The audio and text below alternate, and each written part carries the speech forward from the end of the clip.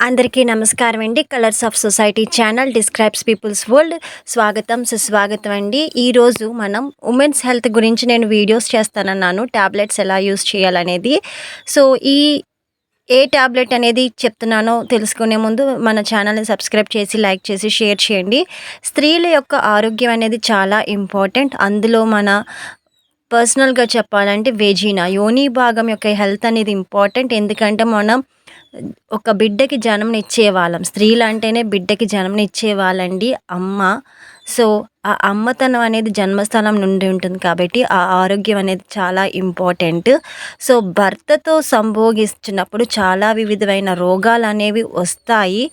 కానీ వాటి యొక్క పర్సనల్ అనేది కేవలం సంభోగించడం వల్ల మాత్రమే డిసీజ్ అని రావు. సో, నేను ఒక విధమైన డిసీజ్ చెప్తాను.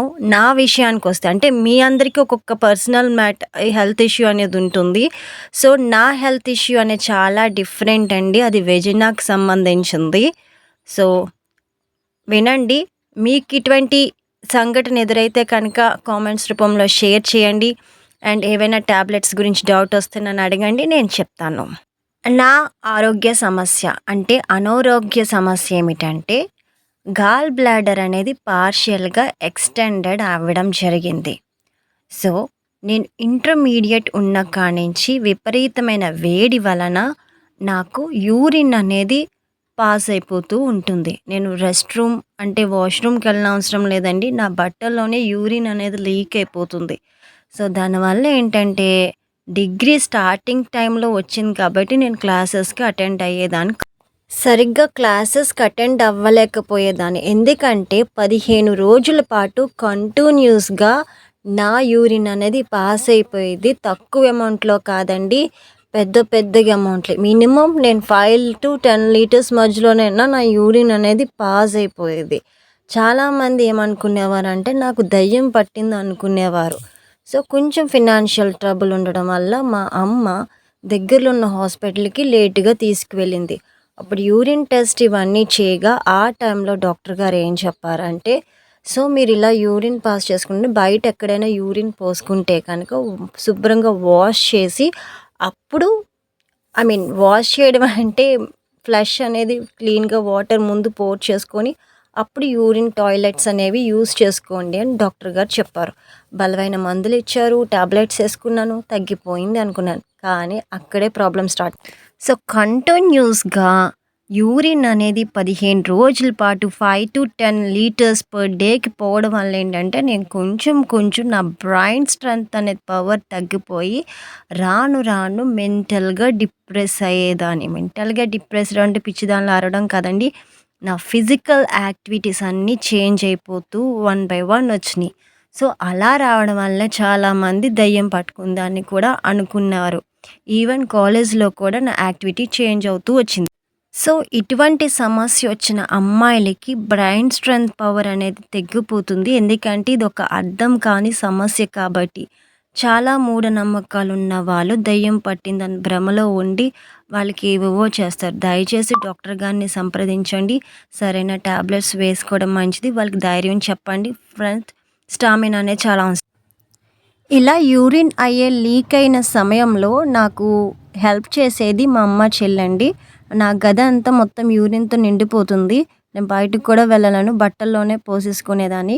ఆ బట్టలన్నీ తగ్గాక వేడి నీళ్ళతో స్నానం పెట్టి, వేడి నీళ్ళు స్నానం చేసిన తర్వాత ఆ బట్టలు, ఆ గది మొత్తం శుభ్రం చేసేది మా అమ్మ, చెల్లి మాత్రమే. సో, అమ్మ లేకపోతే ఏ మనిషి ఉండలేరు. అమ్మలాగా ఎవరు సేవ కూడా చేయలేరు. సో, అమ్మకొక బిగ్ లైక్ ఇద్దాం. నాకు సుమారు 15 సంవత్సరాల నుండి ఈ హెల్త్ ఇష్యూతో నేను సఫర్ అవుతున్నాను. బట్ అప్పుడు ఇంటర్మీడియేట్‌లో డిగ్రీ స్టార్టింగ్ టైంలో ఇచ్చిన టాబ్లెట్స్ వల్ల అది కంట్రోల్ అయింది గానీ పూర్తిగా కంట్రోల్ అవ్వలేదండి. సో, రీసెంట్‌గా కూడా పీరియడ్స్ టైంలో నాకు హెవీ యూరిన్ లీకేజ్ అవ్వడం వల్ల బట్టల్లో పోసేసుకోవడం వల్ల నేను ఒక 1 ½ డే, 2 డేస్ అలాగే ఆ డ్రెస్‌తోని అలాగే నీరసం అయిపోయి నిద్రపోవడం వల్ల ఏంటంటే నాకు వెజినా అనేది ఇచ్చింగ్ స్టార్ట్ అయింది. ఆ ఇచ్చింగే కాదు, స్టమక్ కూడా ఇచ్చింగ్ స్టార్ట్ అయిపోయిందనమాట. సో, కంటిన్యూస్‌గా వెజిన్ అనేది ఇచ్చింగ్ స్టార్ట్ అవ్వడం వల్ల విపరీతమైన దురద రావడం వల్ల అందరిలోనే ఏమవుతది? సో, అందరి ముందు మనం ఏం అక్కడ చేసుకుంటే బాగోదు.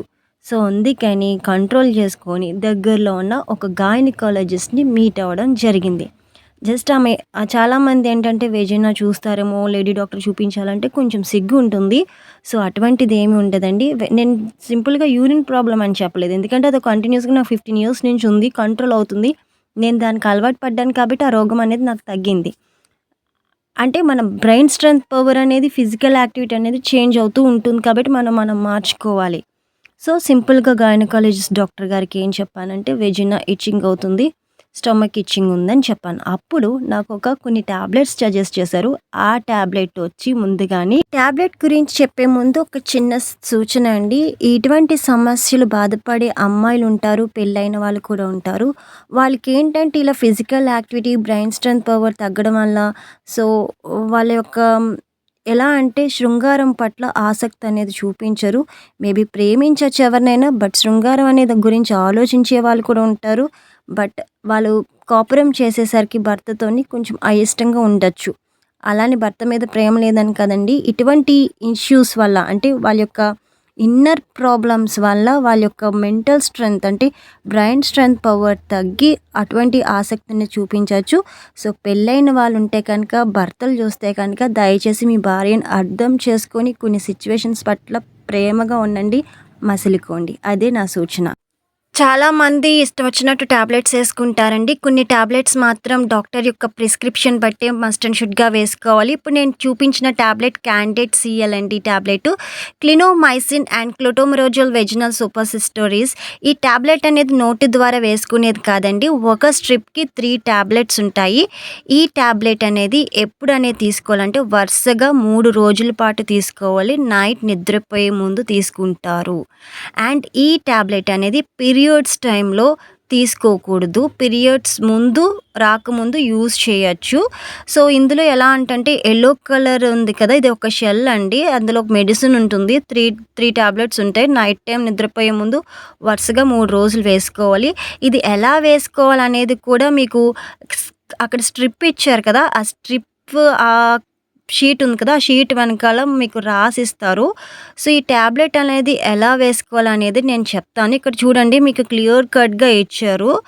So, suppository should be inserted as deeply as possible into the vagina, preferably on referring to bed for 3 consecutive nights. This is best achieved when patient is lying on back and legs folded towards her body.